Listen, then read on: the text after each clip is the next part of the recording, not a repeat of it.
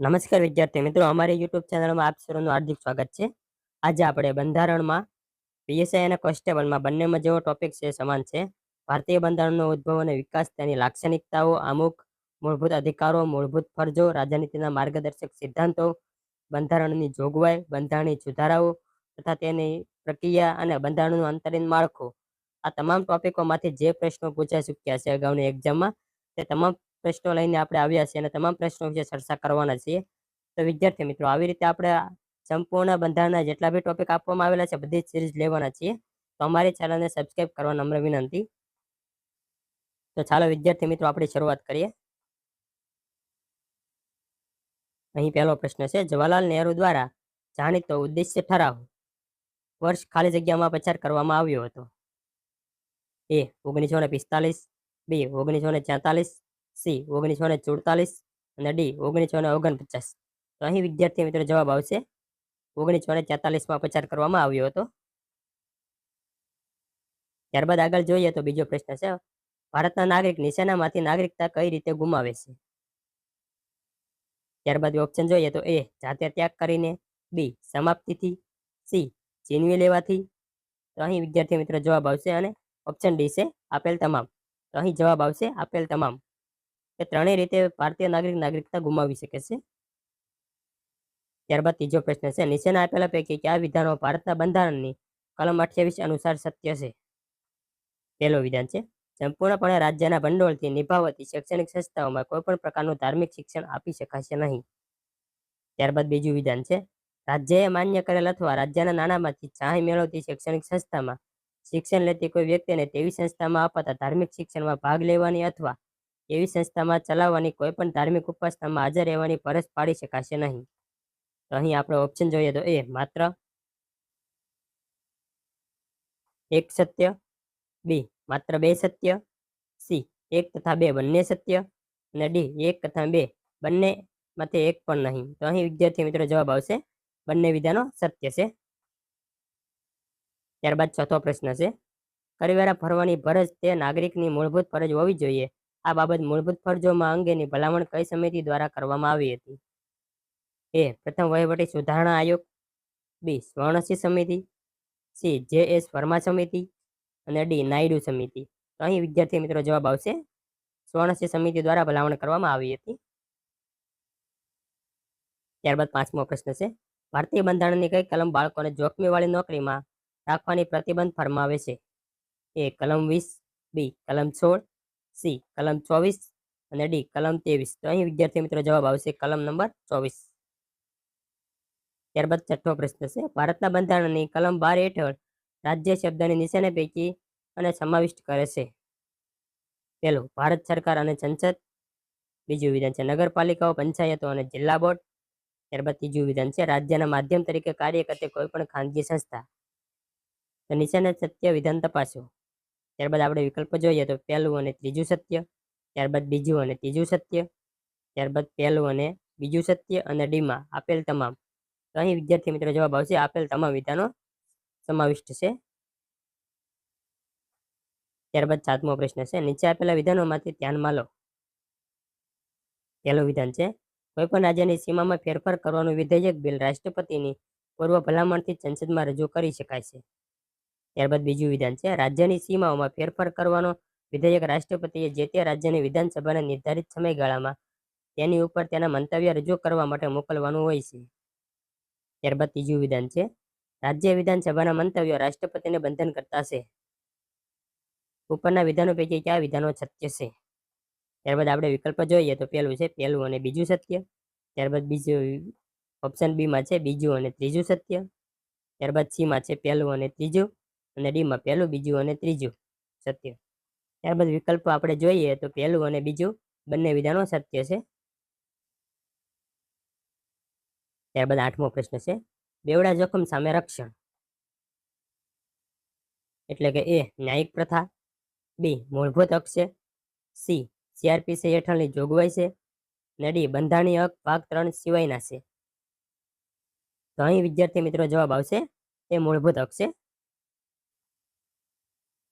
ત્યારબાદ આગળ જોઈએ તો નવમો પ્રશ્ન છે, ભારતના બંધારણની કલમ 22 ધરપકડ અથવા અટકાયત કરાવેલ વ્યક્તિ માટે નીચેના પૈકી કયો અધિકાર આપે છે? એ ધરપકડના કારણો વિશે જાણકારી પ્રાપ્ત કરવાનો અધિકાર.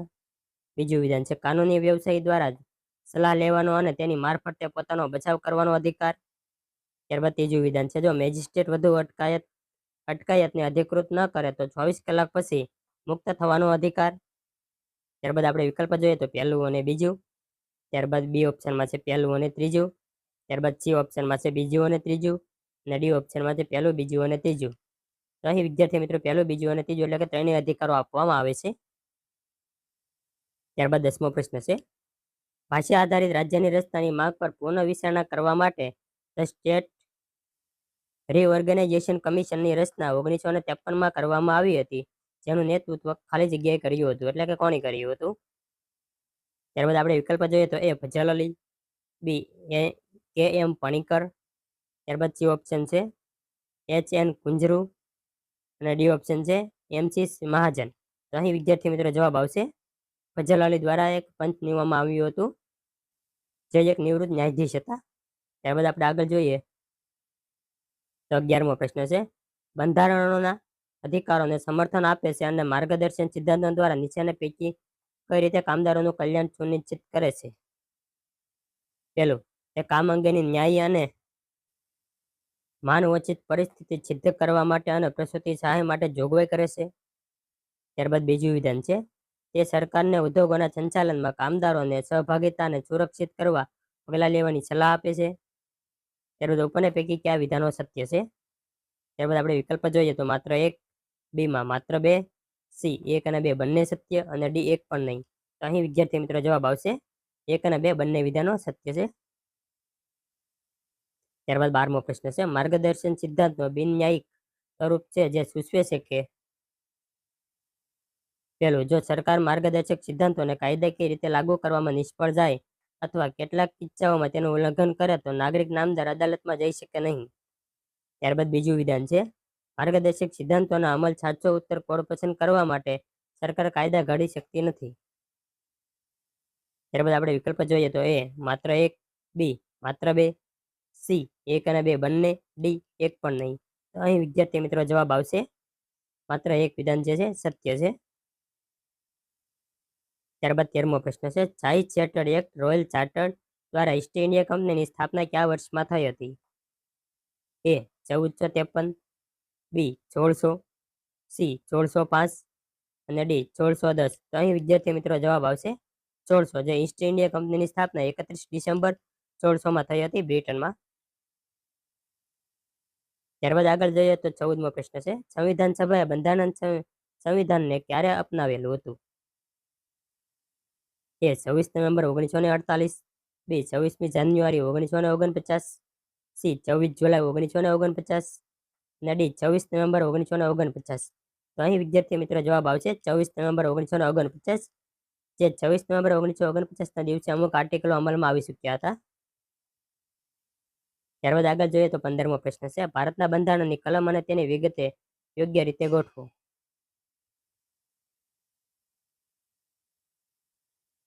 તો અહીં વિદ્યાર્થી મિત્રો જો આપણે જોઈએ તો કલમ નંબર 14 છે, ત્યારબાદ 16 છે, 21 છે અને 23 છે. ત્યારબાદ તેના સામે જો આપણે જોઈએ તો આપને ફક્ત એક જ આવડતું હોય કલમ નંબર જે 14 છે તેની સામે આપણે કાયદા સમક્ષ સમાનતા તે એક વિકલ્પમાં જ મેળ થાય, એટલે પહેલામાં આપણે ડી ગોતવું પડે, તો પહેલામાં ડી માત્ર એકમાં જ છે, ડીમાં જ છે, એટલે વિદ્યાર્થી મિત્રો બાકીના એક બી ઓપ્શન નહીં આવે. ત્યારબાદ વિદ્યાર્થી મિત્રો જો આપણે આગળ જોઈએ તો બીજું છે કલમ નંબર 16 છે જેમાં જાહેર નોકરી બાબતમાં સમાનતા છે. ત્યારબાદ 21માં છે જીવન સ્વતંત્રતાનું રક્ષણ અને કલમ નંબર 23માં છે મનુષ્ય વેપાર પર પ્રતિબંધ.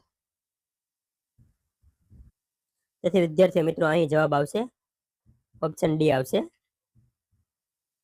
ત્યારબાદ આગળ જોઈએ તો 16મો પ્રશ્ન છે નીચેના વાક્ય ચકાસો. ત્યારબાદ પહેલું વાક્ય છે કલમ 32 બંધારણી દ્વારા જે અધિકારો આપવામાં આવેલા છે તેના અમલ માટે ઉચ્ચતમ ન્યાયાલય પાસે દાદ માગી શકાય છે.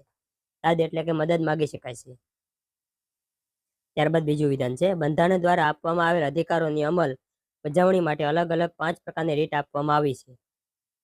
ત્યારબાદ આપણે વિકલ્પ જોઈએ તો એ માત્ર એક યોગ્ય, બી માત્ર બે યોગ્ય, સી 1 અને 2 બંને યોગ્ય છે અને ડી 1 અને 2 બંને યોગ્ય નથી. તો અહીં વિદ્યાર્થી મિત્રો જવાબ આવશે 1 અને 2 બંને યોગ્ય છે. ત્યારબાદ 17મો પ્રશ્ન છે નીચેના વાક્ય ચકાસો. અહીં પહેલું છે ભારત સંવિધાનના ભાગ 4માં રાજનીતિના માર્ગદર્શક સિદ્ધાંતો દર્શાવેલા છે. ત્યારબાદ બીજું વિધાન છે આ જોગવાઈઓના અમલીકરણ માટે માન ન્યાયાલયમાં દાદ માગી શકાય છે. ત્યારબાદ ત્રીજું વિધાન છે કાયદા ઘડતી વખતે રાજનીતિના માર્ગદર્શક સિદ્ધાંતોનો અમલ કરવો જરૂરી છે. ત્યારબાદ આપણે વિકલ્પો જોઈએ તો એ માત્ર 1 અને 2 યોગ્ય છે. ત્યારબાદ બીમાં બીજું અને ત્રીજું યોગ્ય છે. સીમાં 1 અને 3 યોગ્ય છે અને ડીમાં 1, 2 અને 3 યોગ્ય છે. અહીં વિદ્યાર્થી મિત્રો જવાબ આવશે પહેલું અને ત્રીજું 2 વિધાનો યોગ્ય છે. ત્યારબાદ 18મો પ્રશ્ન છે રાજનીતિના માર્ગદર્શક સિદ્ધાંતોને ધ્યાને લેતા રાજ્ય કરવાના કાર્યો તે અંગેની કલમની જોડીઓ નીચે પૈકી કઈ જોડી યોગ્ય નથી. ત્યારબાદ આપણે જોઈએ તો કલમ નંબર 46 છે સમાન ન્યાયને મફત કાનૂની સહાય. ત્યારબાદ 41 છે કામ શિક્ષણ અને અમુક પ્રસંગે જાહેર સહાય મેળવવા. કલમ નંબર 42 છે પ્રસૂતિ સહાય માટેની જોગવાઈ. કલમ નંબર 43 છે ઉદ્યોગના વહીવટી માટે કામદારોની ભાગીદારી. તો અહીં વિદ્યાર્થી મિત્રો કલમ 40 છે જે પંચાયતો માટેની છે એટલે કે વિધાન એ આવશે, વિકલ્પ 1 આવશે. ત્યારબાદ 19મો પ્રશ્ન છે રાજ્ય સેવા ન્યાયતંત્ર અને કારોબારીથી અલગ કરવા રાજ્ય પગલાં ભરશે આ જોગવાઈ બંધારણની કઈ કલમમાં દર્શાવેલી છે? એ 47, બી 50, સી 48 અને ડી 51. તો અહીં વિદ્યાર્થી મિત્રો જવાબ આવશે કલમ નંબર 51. ત્યારબાદ 51 એની વાત કરવામાં આવે તો 51 એમાં મૂળભૂત ફરજો આપવામાં આવેલી છે. ત્યારબાદ 20મો પ્રશ્ન છે નીચેના વાક્ય ચકાસો. ત્યારબાદ પહેલું વાક્ય છે ભારતના બંધારણમાં મૂળભૂત ફરજો કલમ 51 ક હેઠળ મૂકવામાં આવેલ છે. ત્યારબાદ બીજું વિધાન છે મૂળભૂત ફરજો કુલ 2 બંધારણીય સુધારાથી દાખલ કરવામાં આવેલી છે. ત્યારબાદ આપણે વિકલ્પ જોઈએ તો પહેલું યોગ્ય છે, બીજું માત્ર 2 યોગ્ય, સીમાં 1 અને 2 બંને યોગ્ય અને ડીમાં 1 અને 2 બંને યોગ્ય નથી. તો અહીં વિદ્યાર્થી મિત્રો જવાબ આવશે 1 અને 2 બંને વિધાનો યોગ્ય છે. ત્યારબાદ જોઈએ તો 21મો પ્રશ્ન છે ભારતીય બંધારણની હિન્દી આવૃત્તિનું સુલેખન કરનાર કોણ હતા? એ બેઓર રામ મનોહર સિન્હા, સી વસંત કૃષ્ણ વૈદ, સી ઓપ્શન છે નંદલાલા બોઝ અને ડી છે પ્રેમ બિહારી નારાયણ રાયજાદા. તો અહીં વિદ્યાર્થી મિત્રો જવાબ આવશે વસંત કૃષ્ણ વૈદ. ત્યારબાદ વિદ્યાર્થી મિત્રો અંગ્રેજીમાં સુલેખન કોને કર્યું હતું તે જવાબ તમારે કોમેન્ટમાં આપવાનો રહેશે. ત્યારબાદ આગળ જોઈએ તો 22મો પ્રશ્ન છે ભારતીય બંધારણ અંતર્ગત નીચેના પૈકી કયું મૂળ કર્તવ્ય નથી? એ જાહેર મિલકતનું રક્ષણ કરવું, બી બંધારણ પ્રત્યે નિષ્ઠાવાન રહેવું અને આદર્શોનું સન્માન કરવું, સી વૈજ્ઞાનિક મનોવલણ વિકસિત કરવા અને ડી જાહેર ચૂંટણીમાં મતદાન કરવું. તો અહીં વિદ્યાર્થી મિત્રો જવાબ આવશે જાહેર ચૂંટણીમાં મતદાન કરવું. ત્યારબાદ 23મો પ્રશ્ન છે બંધારણની 42માં સુધારા દ્વારા નીચેનામાંથી કયો સિદ્ધાંત રાજ્યની તેના માર્ગદર્શક સિદ્ધાંતો સાથે જોડવામાં આવેલો હતો?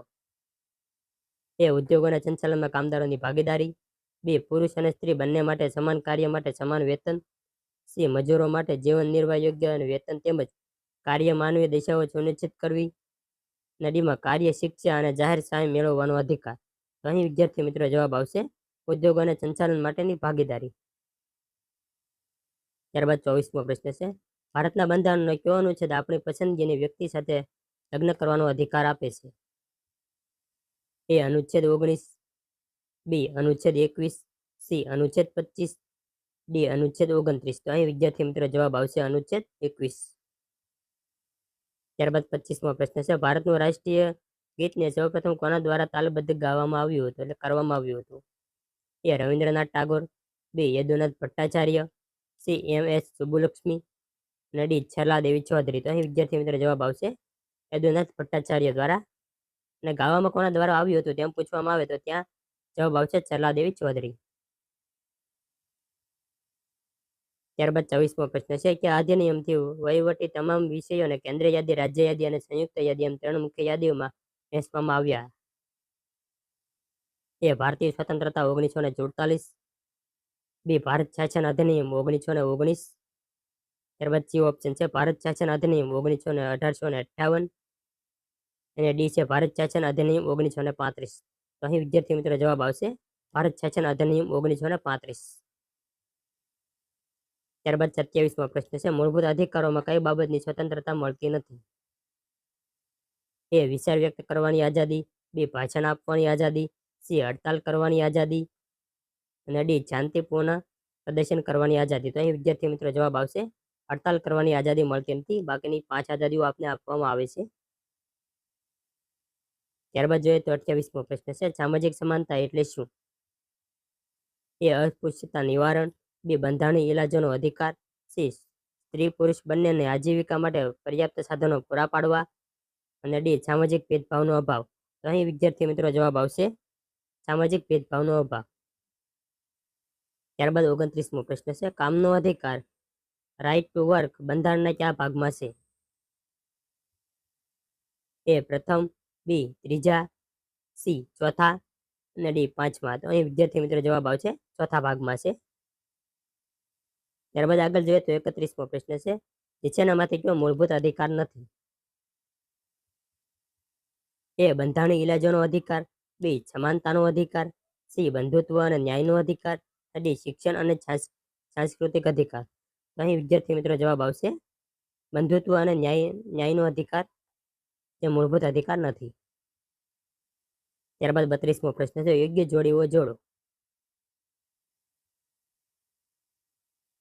અહીં વિદ્યાર્થી મિત્રો 4 વિધાન આપવામાં આવેલા છે અને ત્યારબાદ નીચે વિકલ્પો છે, જો તેમાં આપણે જોઈએ તો અહીં વિદ્યાર્થી મિત્રો કલમ નંબર 14માં છે. આપણે જે જોઈએ અહીં કલમ નંબર 14 જે છે એ કાયદા સમક્ષ સમાનતા આપવામાં આવેલી છે. ત્યારબાદ પહેલામાં બી આવશે, જો આપણે જોઈએ તો એક જ ઓપ્શન મેળ ખાય છે વિદ્યાર્થી મિત્રો. ત્યારબાદ સી ઓપ્શન, એમાં ફક્ત પહેલામાં બી આપવામાં આવેલ છે. તેથી વિદ્યાર્થી મિત્રો અહીં જવાબ આવશે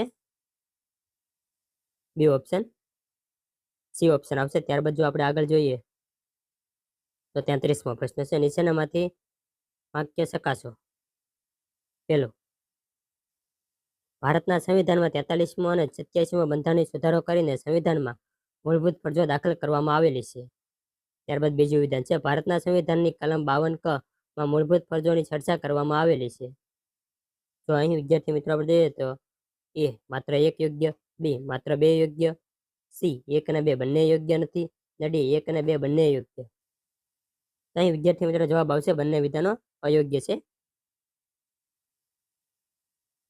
ત્યારબાદ 34મો પ્રશ્ન છે, 26 નવેમ્બર 1949ના રોજ ભારતનું સંવિધાન કોને અર્પિત કરવામાં આવેલ હતું? એ ભારતની પ્રજાને, બી લોકસભાને, સી રાજ્યસભાને અને ડી અમને પોતાને. તો અહીં વિદ્યાર્થી મિત્રો જવાબ આવશે અમને પોતાને અર્પિત કરવામાં આવ્યું હતું. ત્યારબાદ 35મો પ્રશ્ન છે, ભારતીય મંત્રીમંડળ વ્યવસ્થા પોર્ટફોલિયો પદ્ધતિના જનક કોણ હતા? A Lord Macaulay, B Lord Mountbatten, C Lord William Bentinck અને ડી લોર્ડ કેનિંગ. તો અહીં વિદ્યાર્થી મિત્રો જવાબ આવશે લોર્ડ કેનિંગ, જે પોર્ટફોલિયો પદ્ધતિના જનક હતા. ત્યારબાદ 36મો પ્રશ્ન છે, ભારતીય સિવિલ સર્વિસ ICSમાં સફળ થનાર પ્રથમ ભારતીય કોણ હતા? એ સત્યેન્દ્રનાથ ટાગોર, બી સુભાષચંદ્ર બોઝ, સી અબ્દુલ્લા યુસુફ અલી, ત્યારબાદ ડી ઓપ્શન સુરેન્દ્રનાથ બેનર્જી. તો અહીં વિદ્યાર્થી મિત્રો જવાબ આવશે સત્યેન્દ્રનાથ ટાગોર, જેમને પ્રથમ ભારતીય ICS પરીક્ષા પાસ કરી હતી. ત્યારબાદ 37મો પ્રશ્ન છે, ભારતના બંધારણમાં કયા અનુચ્છેદમાં ધર્મ, વંશ, જાતિ, મૂળ, જન્મ અને સ્થાનને લઈને તથા ભેદભાવનો નિષેધ કરવામાં આવ્યો છે? એ 17, બી 16, સી 14 અને ડી 15. તો અહીં વિદ્યાર્થી મિત્રો જવાબ આવશે અનુચ્છેદ 15. ત્યારબાદ 38મો પ્રશ્ન છે, બંધારણીય મૂળભૂત અધિકારોને સ્થગિત કરવાની સત્તા કોની પાસે છે? એ સર્વોચ્ચ ન્યાયાલય, બી ઉચ્ચ ન્યાયાલય, સી રાષ્ટ્રપતિ અને ડી સંસદ. તો અહીં વિદ્યાર્થી મિત્રો જવાબ આવશે રાષ્ટ્રપતિ પાસે છે. ત્યારબાદ 39મો પ્રશ્ન છે, મૂળભૂત ફરજોમાં 11મી મૂળભૂત ફરજ કયા બંધારણીય સુધારાથી ઉમેરવામાં આવી? એ 86મા બંધારણીય સુધારાથી, બી 42મા બંધારણીય સુધારાથી, સી 97મા બંધારણીય સુધારાથી અને ડી 44મા બંધારણીય સુધારાથી. અહીં વિદ્યાર્થી મિત્રો જવાબ આવશે 42મા બંધારણીય સુધારો, 86મા બંધારણીય સુધારાથી ઉમેરવામાં આવી હતી. ત્યારબાદ 40મો પ્રશ્ન છે, ભારતીય બંધારણની કઈ કલમ હેઠળ તમામ વ્યક્તિઓ અંતરાત્મા સ્વતંત્રતા અને મુક્તપણે કોઈ પણ ધર્મનો સ્વીકાર, પાલન અને પ્રચાર કરવાની માન્યતા સમાન અધિકાર ધરાવે છે? એ કલમ નંબર 23, બી કલમ નંબર 25, સી કલમ નંબર 27 અને ડી કલમ નંબર 29. તો અહીં વિદ્યાર્થી મિત્રો કલમ નંબર 25 આવશે. તો વિદ્યાર્થી મિત્રો જો તમને અમારો વિડીયો લાગ્યો હોય અને સરસ લાગતો લાઇક શેર અને સબસ્ક્રાઇબ કરવા નમ્ર વિનંતી.